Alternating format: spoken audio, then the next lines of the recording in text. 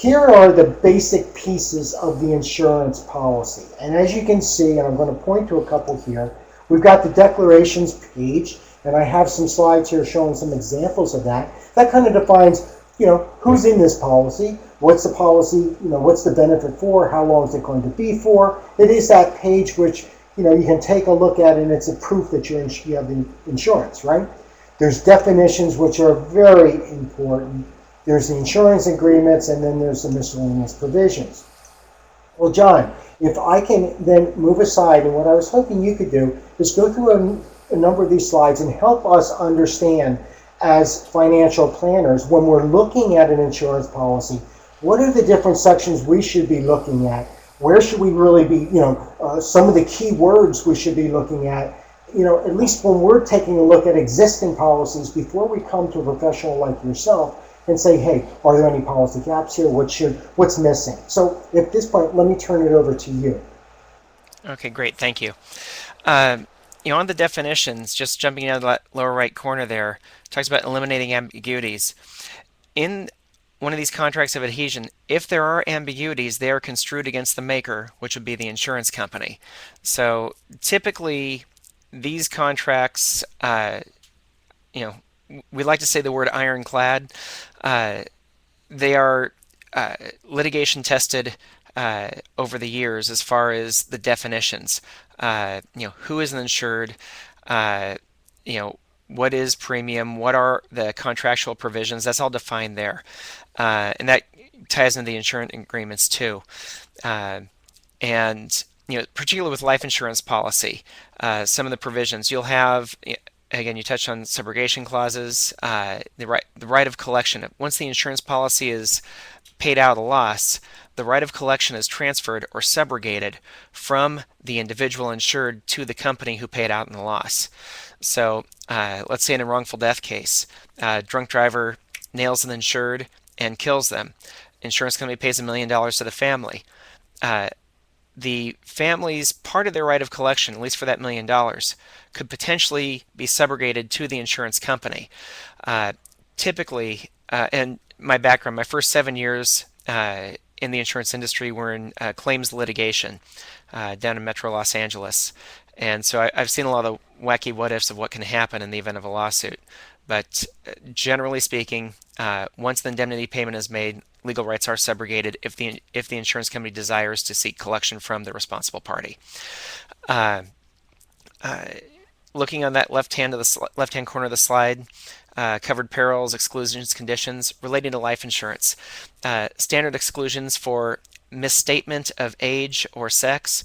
If you say you're female and you're male because you want to pay a lower premium, or if you say that you're really 24 years old when you're really 42 years old, the policy can either be voidable or, in the event the benefit is triggered via death, that the benefit could be reduced. I have never come across a place where someone's lied about their age. So that's my personal experience with several hundred policies over the years has been that I haven't come across that, but that's outlined in the policy contract. Other things, material misrepresentation can make a contract voidable. If you say you've never had a heart attack and the insurance company finds out that you had a heart attack and you lied, that can make the contract voidable. Most insurance companies on the life insurance side have a 2-year provision. If the insurance company finds out within the first 2 years that you made a material misrepresentation, typically the contract will be voided. Best case scenario, they'll refund the premium back to the policyholder. If after that 2-year provision, you lied on the contract as the applicant and the insurance company issued it, and they find out 5 years later, typically they cannot cancel the contract. So again, that's something to look for in the body of the contract as you're reviewing that for your clients and looking at the life coverage for their financial plan. Another important thing to look at on the life insurance contract when you're reviewing that for the clients, if it's a term policy and they're in their mid 40s now, it's a 20-year term, so they bought it a couple of years ago, so they think they're solid, locked in till their late 50s. Look at the policy contract to see it's termed to age what. 65, 70, 85, 90, 95, that will be delineated in the body of the contract. This is term to age 95. And typically, right after that, they'll talk about convertibility. It is convertible for the sooner of 10 years or age 50.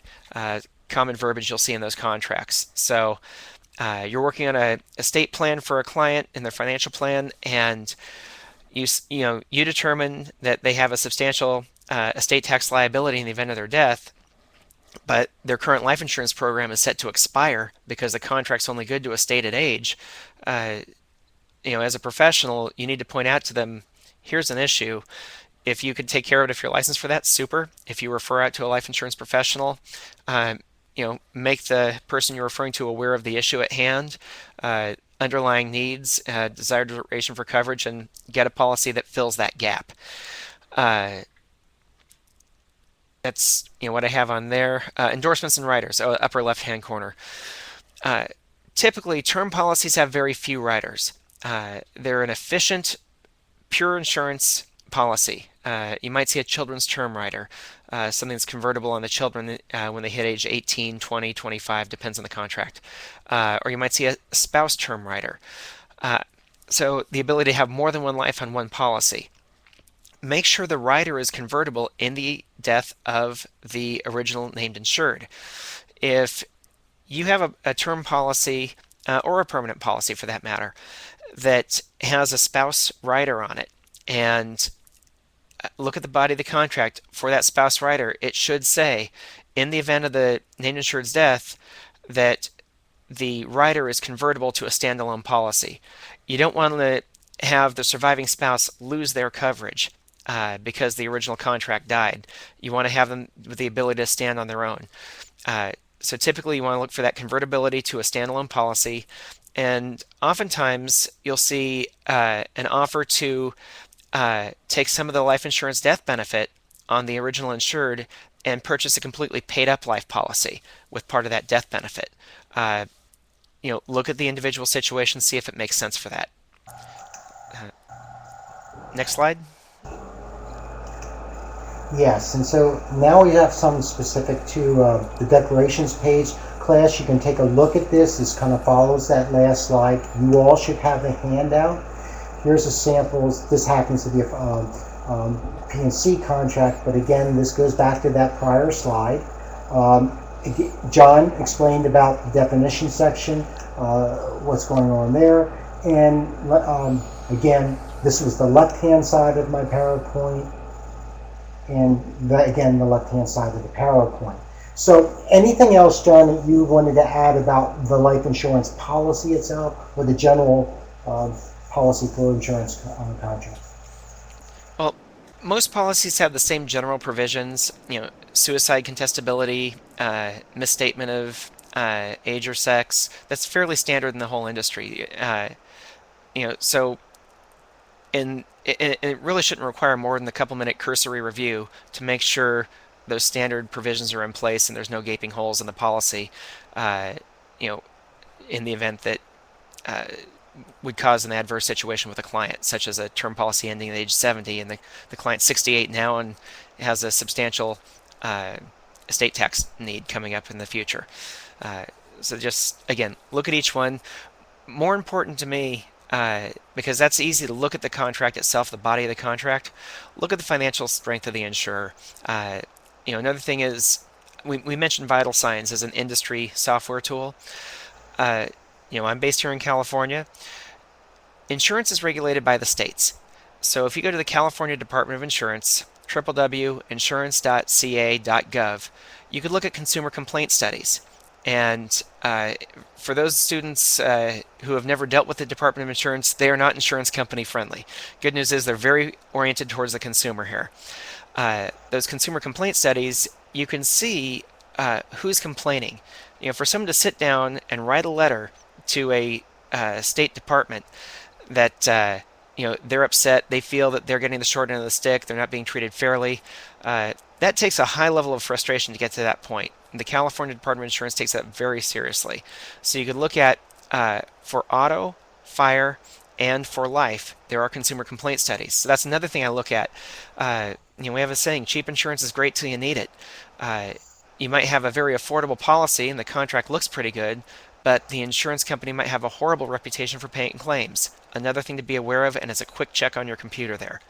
Uh, so, kind of a threefold approach. Look at the contract, make sure it makes sense for the client. Second, use a software program such as Vital Signs for looking at the financial strength of the carrier. And third, look at the consumer complaint studies. That's a quick way to provide a comprehensive look at the policy to see if this is the right thing for the client. Yeah, and I really like what you said earlier, that the best policy, the one that's going to be there when your family needs it, when you're not there, along the lines. Well, there's a couple slides in here that I want to move to. This idea of insurable interest when it comes to life insurance versus just property and casualty is a concept that your author does a good job on. It's also in the pre-recorded lecture. The following here. Now, but I wanted to move, and John, have you take a moment and talk about the premium pricing? One of the 1-minute survey questions was alluding to the fact that there might be discrimination in setting premiums. And what I wanted to do was just give you a moment to really talk about the logic of the pricing of the policies and how that really does represent fairness, because there's that balance between low premiums, and the other balance is the risk of that insurance company going out of business because it's not properly pricing. And it doesn't help anybody when that policy isn't there when we need it. So any thoughts you have on the pricing of policies?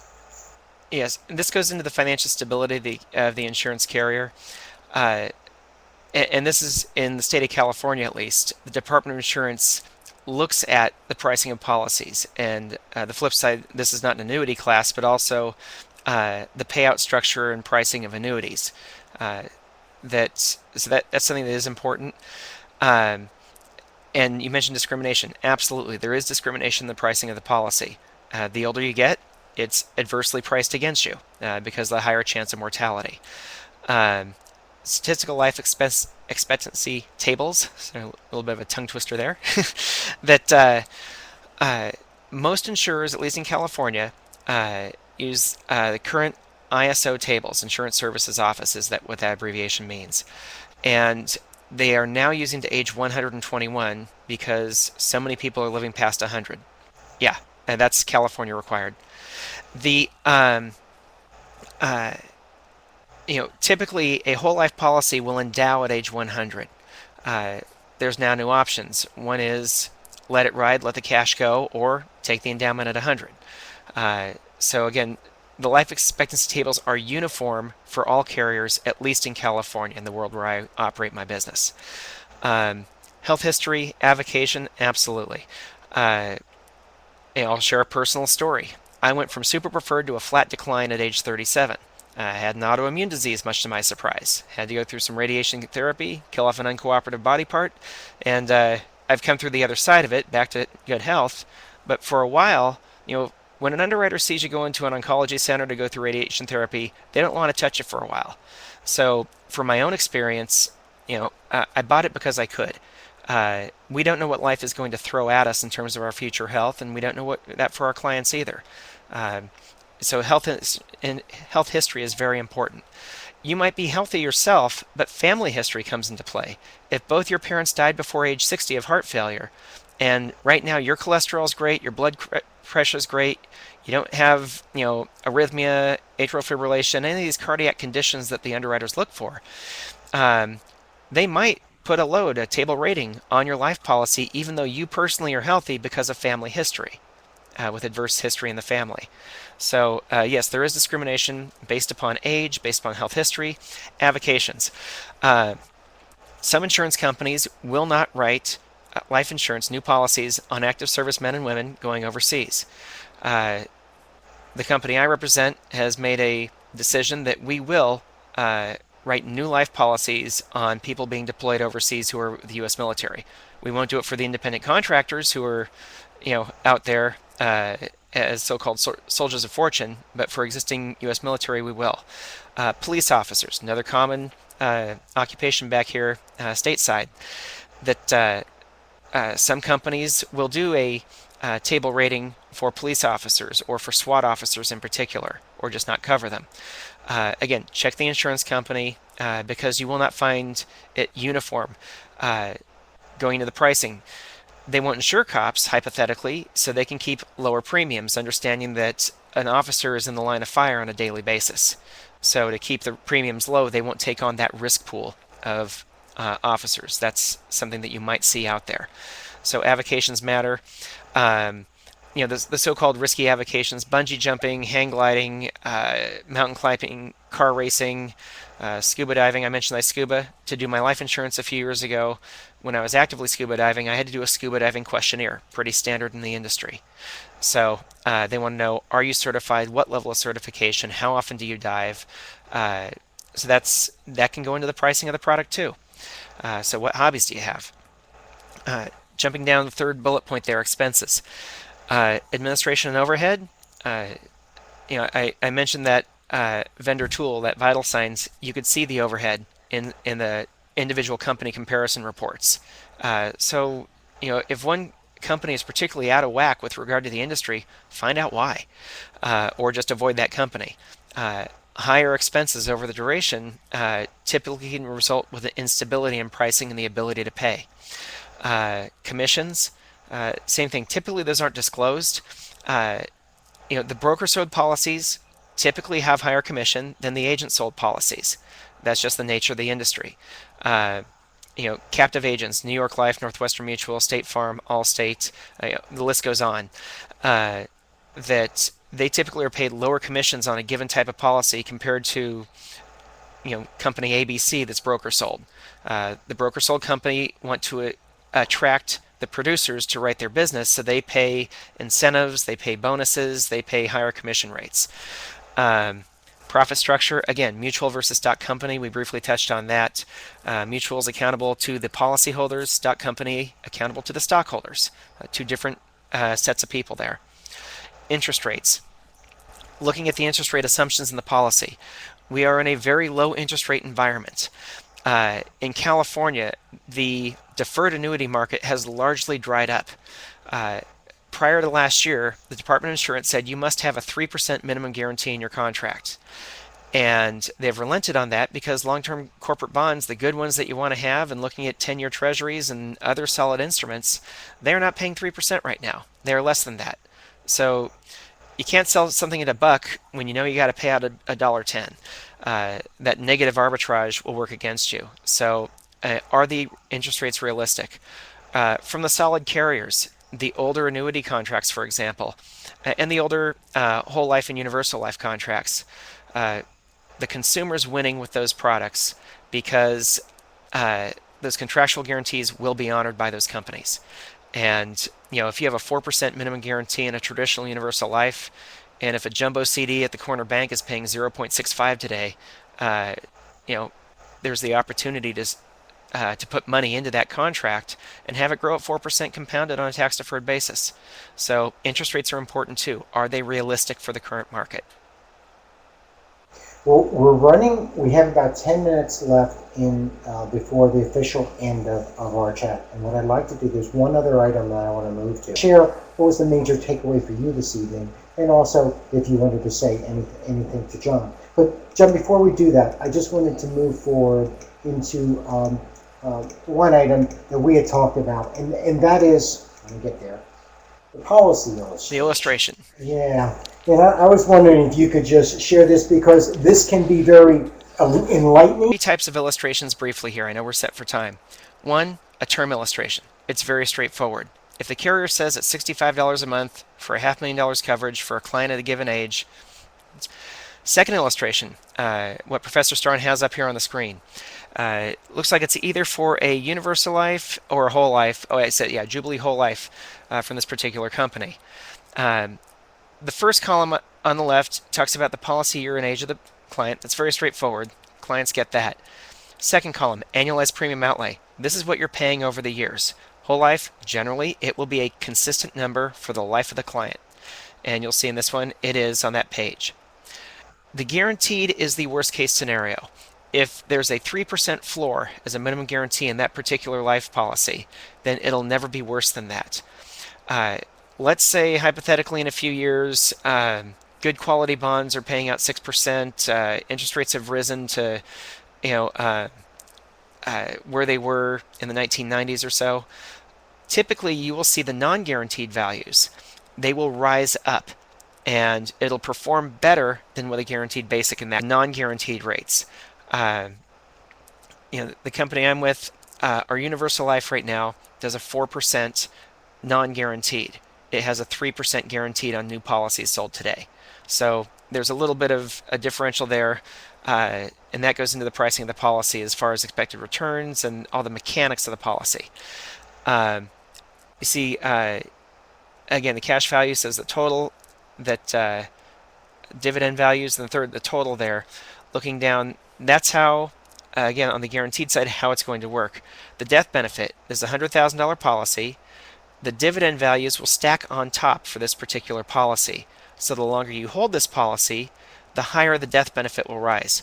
One of the nice things about a permanent policy, especially for estate planning versus term policies, that I mentioned earlier, tax code's dynamic. The threshold for estate tax has been evolving and changing a lot in recent years. The ability to have that death benefit estate tax liability, and then the extras will just flow through to the family after any tax liability is met. So that's one thing there. Variable universal life. Be very careful on these because different entities are regulating that product because of the securities component of it. You're going to have SEC and FINRA involved in addition to the Department of Insurance. The DOI is going to regulate the insurance component, and on the illustrations, you can illustrate 10%. The equities markets are not giving 10% every single year. It can be deceptive. The producer typically has the ability to ratchet down the illustrated rate. So on the variable universal life, you'll see a 0% and a 10%, and then it'll show like 8 point something percent net of expenses as far as the net impact of the cash value. And shame on the producer who lets them think that.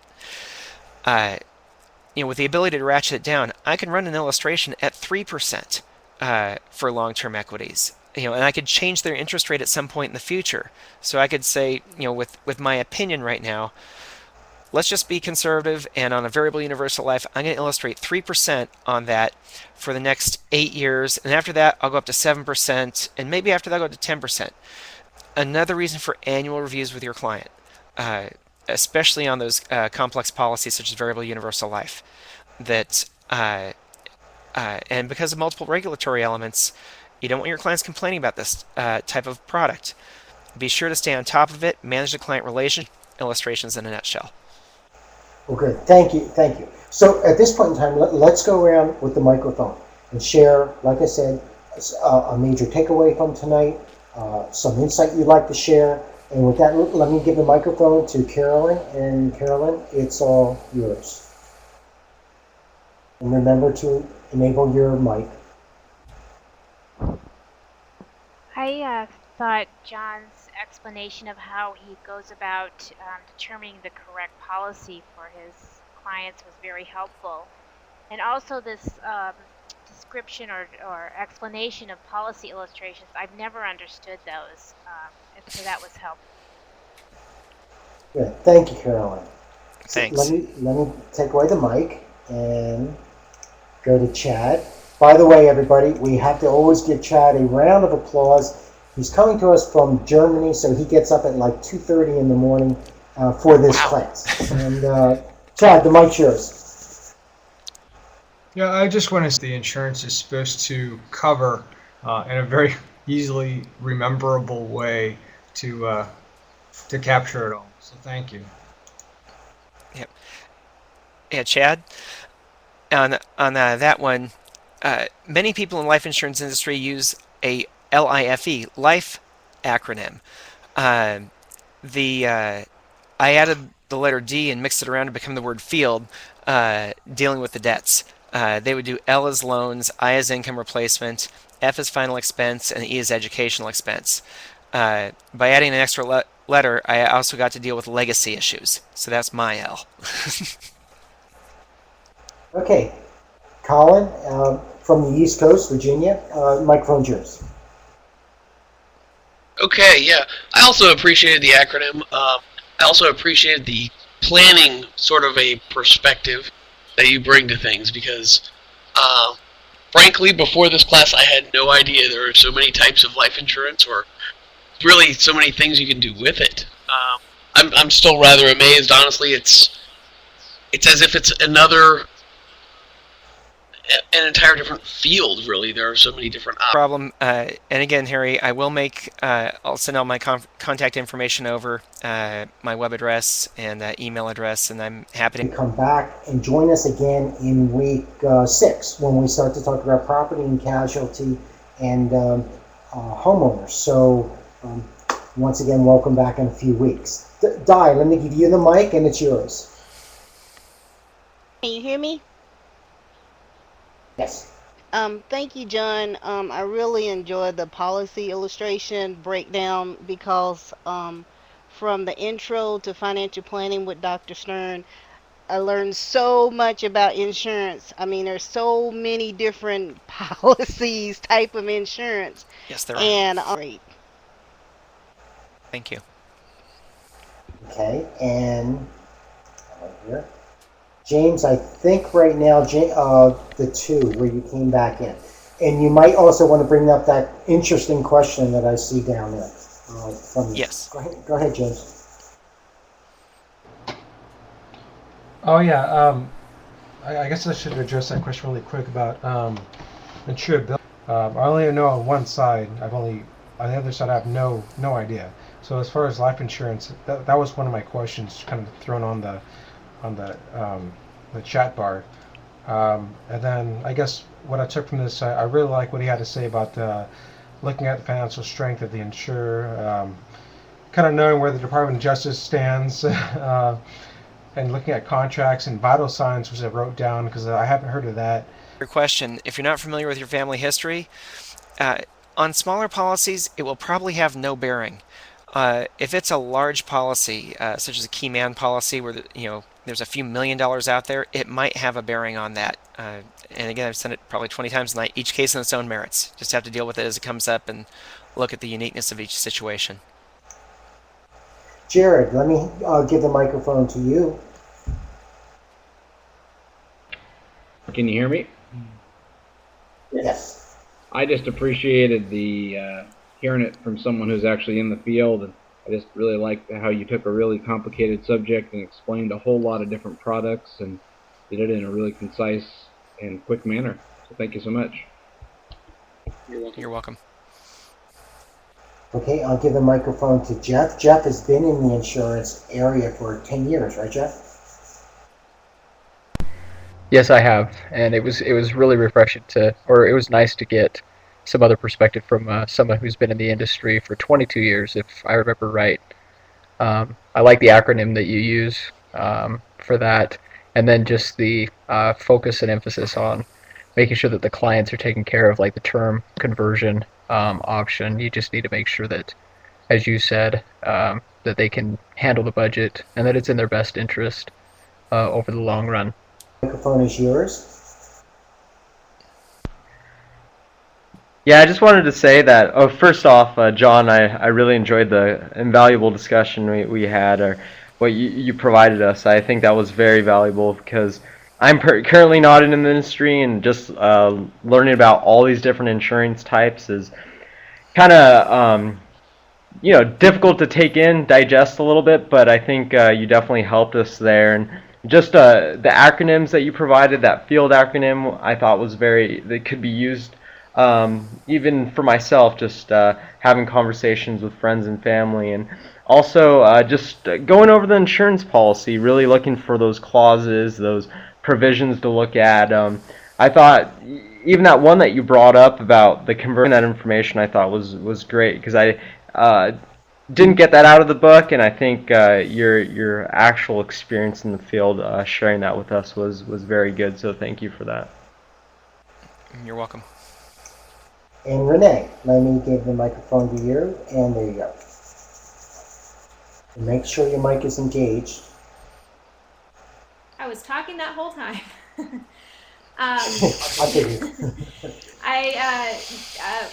same as Carolyn and Guy, I liked the fact that you went over the illustration, because I know they can be confusing at times. And then could also just appreciate the discussion that you did with regard to the stock companies versus the mutual fund companies, and how the dividends paid out are treated as far as taxes are concerned. So thank you for coming to our class tonight.